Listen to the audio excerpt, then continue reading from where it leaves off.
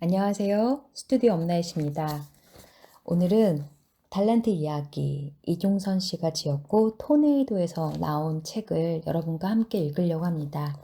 이 책은 이미 여러 차례 나누어서 방송으로 올려보냈고요. 오늘 읽을 부분은 달란트 이야기 중에서 사랑보다 위대한 기회는 없다 2부입니다. 우리의 첫 데이트 기억해? 두 사람은 서로의 옛 추억으로 천천히 날아갔다. 멀고 먼 비행이었다. 그날 에리는 열아와 첫 약속 장소인 해화동 마로니에 공원으로 달뜬 마음을 안고 달려갔다. 하지만 성탄절 전야의 거리를 가득 메운 사람과 차량 탓에 약속 시간보다 10분 늦었다. 조급한 마음에 주변을 둘러보았지만 열아는 보이지 않았다. 아직 도착하지 않은 것일까? 휴대전화를 꺼내든 에린의 눈에 공원 저편 아름드리 나무 밑 계단에 앉아있는 열아의 뒷모습이 보였다. 그리고 그의 뒷모습 너머에서 은은한 음악 소리가 들렸다. 한 걸음 한 걸음 에린이 천천히 다가가자 과연 이른바 거리의 악사들이 엘가의 사랑의 인사를 연주하고 있었다. 성탄절을 기념하려는 사람들로 공원은 북적였다. 하지만 지금 에린이 바라보고 있는 공연의 관객은 열아가 유일했다. 누구도 관심을 갖지 않는 공연에서 열아는 무슨 이유 때문에 약속 시간도 있고 저렇게 귀 기울이고 있는 것일까? 발걸음을 멈춘 채 에린은 궁금했다. 이윽고 연주가 끝나고 열아가 박수를 치며 자리에서 일어났다. 그러고는 악사들 앞에 놓인 모자에 약간의 지폐와 동전을 넣는 모습이 보였다. 아마도 지갑에 있는 돈을 모두 털어 넣은 듯 싶었다. 에리는 자신도 모르게 미소를 지었다. 그러다가 문득 생각났다는 듯 열아는 공원 입구로 빠른 걸음을 옮겼다. 에리는 잠자코 그의 뒤를 따라갔다. 열아가 연신 손목시계를 쳐다보고 주위를 두리번거렸다. 휴대전화를 꺼낸 열아의 어깨를 에린이 가만히 잡았다. 아, 미안해요. 오래 기다리셨나요? 아니에요. 그나저나 공연은 즐거우셨나요? 영문을 몰라 하던 열아가 뒤늦게 머리를 극적이며 머쓱하게 웃었다. 두 사람은 나란히 항림다방을 향해 걸었다. 거리에는 수많은 연인들이 피어올린 웃음으로 가득했다. 음악을 무척 좋아하시나 봐요. 아니요, 사실 저는 그들이 무슨 음악을 연주했는지도 잘 모릅니다. 하하하. 에린이 차가운 손을 호호 불며 궁금하다는 듯 다시 물었다. 그런데 왜 그렇게 열심히 그들의 연주에 귀 기울이고 박수치고 돈까지 주셨나요? 열아가 수줍은 듯 다시 머리를 극적였다. 저는 그저 그들에게 기회를 주고 싶었을 뿐이에요. 기회요?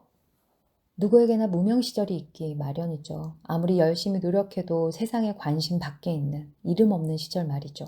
희망보다 절망이 찾아오기 좋은 그 시절. 그들이 마련한 작은 음악회에 저는 운 좋게 초대받았을 뿐입니다. 에린이 고개를 갸우뚱했다. 운 좋은 초대요? 언젠가 그들이 자신들의 음악성을 인정받아 큰 무대에 섰을 때 자신들의 무명 시절을 따뜻한 시선으로 바라봐준 이름 없는 관계 한 명을 떠올릴 수도 있겠죠. 그렇게 된다면 저는 동전 몇 잎의 세계적인 음악가들의 연주를 공연장을 통째로 전세내어 즐긴 셈이죠. 그러니 운이 좋은 건 아니겠어요? 에리는 마음이 정녕 따뜻해졌다. 아, 이 사람 참 좋은 사람이구나. 그러니까 저는 그들의 모자에 돈을 넣은 것이 아니라 희망의 씨앗을 넣어준 것이군요. 두 사람은 서로 마주보며 가볍게 미소 지었다. 저맘치 항림다방의 작은 간판이 보였다. 저기 좀 보세요. 열아의 손가락이 걷고 있는 맞은편을 가리켰다. 딸랑딸랑. 구세군의 종소리 밑에서 자선남비가 불빛을 받아 가볍게 흔들리고 있었다. 17살쯤 된 여자아이가 자선냄비에 고사리 같은 손을 넣고 있었다. 저 붉은 자선냄비는 성탄 주간에만 반짝 세상에 나타나는 게 아니에요. 누구나 마음속에 저 작고 따뜻한 냄비를 갖고 살아가죠. 그리고 세상에는 절망이 닿으면 반드시 새로운 희망과 기회의 싹이 트기 마련입니다. 따라서 지금 이 순간 절망에 빠진 사람이 있다면 그가 그 절망을 모두 견디고 일어서 새로운 희망과 기회를 맞이할 때까지 누군가 그의 작은 냄비에 희망의 씨앗을 넣어주어야 합니다. 기부라는 말이 있죠. 저는 기부란 기회를 부여하다의 줄임말이 아닐까 해요. 세상에서 가장 아름다운 기부란 바로 기회를 부여하는 씨앗이 아닐까요? 성탄절 전야였기 때문일까? 매서운 바람이 몰아치는 추운 겨울이었지만 진정 고요하고 거룩한 밤이었다.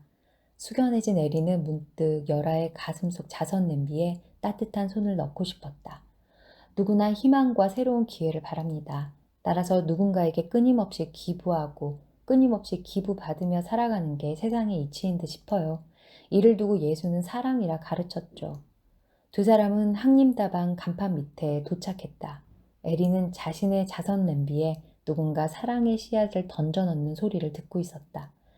낡은 목조 계단을 먼저 올라가던 열아가 갑자기 뒤를 돌아 에린을 바라보았다.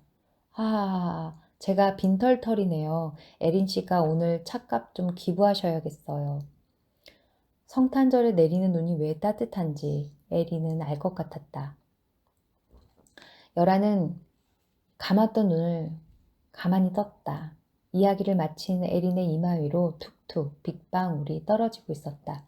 노란 에이프런을 두른 카페 주인 아저씨가 테이블 사이를 돌며 파라솔을 펴기 시작했다. 그러고는 출입문 한쪽에 큼지막한 우산을 펴 기대어 놓은 채 안으로 들어갔다. 당신은 기회를 부여하는 사랑이라는 달란트를 갖고 있었지. 그리고 그 달란트가 세상에서 가장 아름답고 위대한 기회를 창출한다는 사실을 내게 보여주었어. 열아는 뭐라 대꾸를 하고 싶었지만 할 말이 없었다. 달란트라 어감이 참 좋군. 달란트에는 화폐라는 의미도 있다지. 그러니까 그날 당신은 거리의 악사들 모자 속에 동전이 아니라 달란트를 선물한 셈이지. 그러고 보니 동전이 왜 둥근 모양을 하고 있는지 알 것도 같군.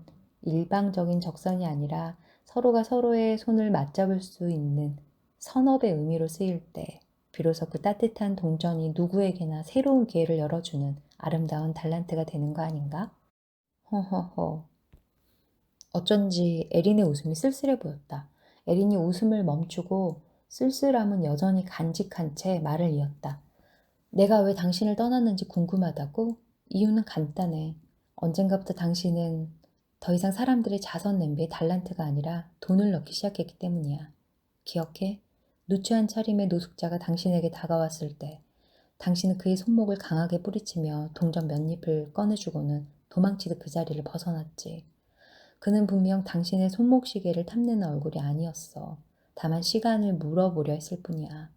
그의 얼굴에 번지는 낭패감이 그걸 증명하고 있었지. 당신과 저녁을 먹는 자리에 어느 소녀가 한 송이씩 포장한 장미꽃 바구니를 들고 왔을 때 당신은 그 소녀의 얼굴조차 쳐다보지 않은 채 주머니에서 지폐 몇 장을 꺼내 손에 쥐어주고는 그 아이가 건네는 꽃을 한사코 받지 않았지. 그 소녀의 얼굴에 번지는 슬픔과 절망감을 나는 분명하게 기억할 수 있어. 그리고 무엇보다 에리는 목이 메는 듯했다. 그녀는 생수를 한 모금 마시고는 이곳저곳으로 흩어지며 점점 거세지는 빗방울을 바라보다가 다시 입을 열었다.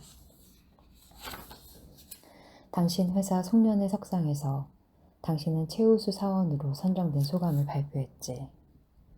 당신이 조명을 받으며 무대 중앙에 마련된 연단에 섰을 때 사람들은 우레와 같은 박수를 보냈지.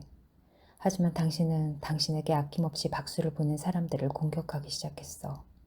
회사의 매출과 실적에 전혀 기여하지 못하는 사람은 더 이상 발 디딜 곳 없는 조직을 만들기 위해 최선의 노력을 다하겠다고. 당당하게 말하는 당신을 바라보며 사람들은 소리 없이 혀를 찼지. 그들은 다름 아닌 당신이 무명이었던 시절, 당신의 자선 냄비에 기꺼이 새로운 희망과 기회의 씨앗을 넣어준 사람들이었어. 하나둘 사람들이 슬픈 얼굴로 당신에게 등을 돌리고 있음을 나는 절망스러운 심정으로 바라보았어. 소감을 마친 당신이 내 쪽으로 뚜벅뚜벅 걸어오더군. 문득 당신을 처음 만났던 날이 떠올랐어. 무명의 악사들에게 사랑이라는 달란트를 기부하던 당신의 모습이 떠올라 견디기가 어려웠지. 그때 결심했어. 당신을 떠나야겠다고. 좀 더 큰 만족, 좀 더 큰 성과, 좀 더 큰 성공 때문이었다. 좀 더 큰 것을 얻기 위해 열하는 그 모든 것의 씨앗인 사랑을 돌보지 않는 실수를 저지르고 말았다. 사랑을 돌보지 않자 사랑뿐 아니라 사랑하는 사람까지 떠나보내고 만 것이다. 그러자 그의 마음속 자선 냄비는 성탄 주간에만 반짝 나타나는 차가운 쇳소리만 울리는 동전통에 불과한 것이 되고 말았던 것이다. 문득 어머니와 함께 바라보았던 누군가의 별장이 떠올랐다. 값비싼 대리석과 화려한 나무들로 이루어진, 그러나 아무도 찾아오지 않는 외로운 성공이라는 정원. 진정한 성공과 행복은 별장 밑에 자리한 포구에 있었다. 누군가의 길을 비춰주는 등대를 바라보며 서로가 서로의 손을 맞잡고 있는 그 가슴 벅찬 풍경을 가진 포구. 열아는 자리에서 벌떡 일어섰다. 마음 깊은 곳에서 솟구쳐 오르는 참회의 눈물을 에린에게 들키고 싶지 않아 비 내리는 거리 쪽을 향해 한 걸음 한 걸음 발길을 옮겼다. 거리를 오가는 누구라도 붙잡고 용서를 구하고 싶었다. 하지만 열아가 다가갈수록 그들은 그의 손목을 강하게 뿌리칠 것만 같았다. 하염없이 고개를 떨군 채 빗속에 서 있는 열아의 어깨 위로 누군가 우산을 폈다. 에린이었다. 그녀가 열아의 어깨를 가만히 잡았다. 열아는 마음이 아팠다. 그런데 당신 어쩐지 많이 변한 듯한 느낌이야. 이번 달란트 여행이 당신에게 많은 깨달음을 주고 있나? 호호호. 두 사람은 나란히 빗속을 걸었다. 걸을 때마다 에린에게서 찰랑찰랑하는 소리가 났다. 열아가 고개를 돌려 에린을 바라보았다. 에린이 빙그레 미소를 지었다. 아, 동전들이야. 아니, 이제 달란트라고 불러야겠군. 이곳 파리에서는 서울보다 10배쯤 많은 거리 약사들이 날마다 작은 음악회를 열거든. 호호. 그 누구보다 에린에게 너무나 미안했다. 사랑이란 용서받을 일도 용서할 일도 아니지만 기회를 준다면 에린에게 무릎이라도 꿇고 용서를 구하고 싶었다. 하지만 열아는 그저 에린의 어깨가 젖지 않도록 우산을 기울여주는 일밖에 할 수 없었다. 얼마쯤 걸었을까? 이윽고 두 사람은 에린의 작은 아파트 앞에 도착했다. 에린이 열아를 잔잔하게 돌아보았다. 다시 시작해봐. 당신에게는 사랑이라는 달란트가 있잖아. 한 입 한 입 당신의 자선 냄비를 다시 채워봐.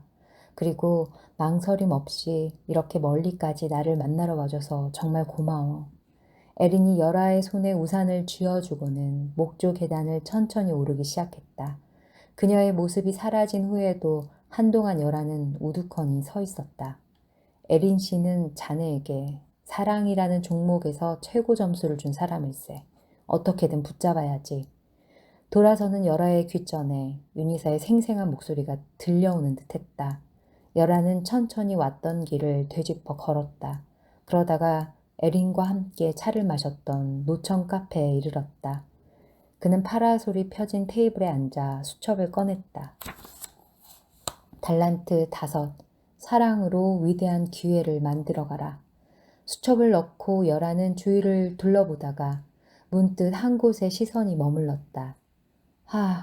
노란 에이프런을 두른 주인 아저씨가 출입문 옆에 펴놓은 우산 속에서 강아지 한 마리와 고양이 한 마리가 비를 피하고 있었다. 녀석들 앞에는 따뜻한 우유가 담긴 그릇이 놓여 있었다. 열아는 에린이 건네준 우산을 그 곁에 가만히 내려놓았다. 그러고는 카페로 들어가 주머니 속 동전을 털어 우유를 산 후 노란 에이프런을 두른 주인 아저씨에게 맡겨놓았다. 그리고 빗속을 달리기 시작했다. 에린이 왜 자신의 곁을 떠났는지 알 것 같았다. 그녀는 열아에게 새로운 기회를 열어주기 위해 짐을 꾸렸으리라. 노란 에이프런을 두른 주인 아저씨가 오랫동안 열아에게 미소를 지으며 손을 흔들었다. 어느덧 열아는 에린의 아파트 앞에 다다랐다. 흠뻑 비에 젖은 그는 초인종을 눌렀다. 끼에스, 누구세요? 에린의 젖은 목소리가 들려왔다. 열아는 자신의 모든 사랑의 근원을 향해 외쳤다. 에린아, 다시 내게 문을 열어줘. 사랑이란 달란트는 누구도 자기 혼자만 향유할 수 있는 보석이 아니라는 사실을 깨달았어. 헝겊으로 기운 사랑일지라도 이를 누군가와 함께 나눌 수 있을 때 비로소 사랑이 세상에서 가장 아름다운 달란트가 된다는 사실을 당신이라는 존재 때문에 비로소 알게 되었어. 에리나, 우리 두 사람의 사랑은 우리 두 사람이 서로 바라보고 있을 때 서로에게 가장 빛나는 선물이 될 수 있음을 긍정한다면 다시 한번 내게 새로운 기회를 열어줄 수 없겠니? 얼마나 시간이 흘렀을까. 에린이 다시 목조 계단을 내려오는 소리가 들렸다. 마침내 그녀가 열아의 어깨를 꼭 껴안았다. 돌아왔구나. 내 사랑하는 빈털털이여.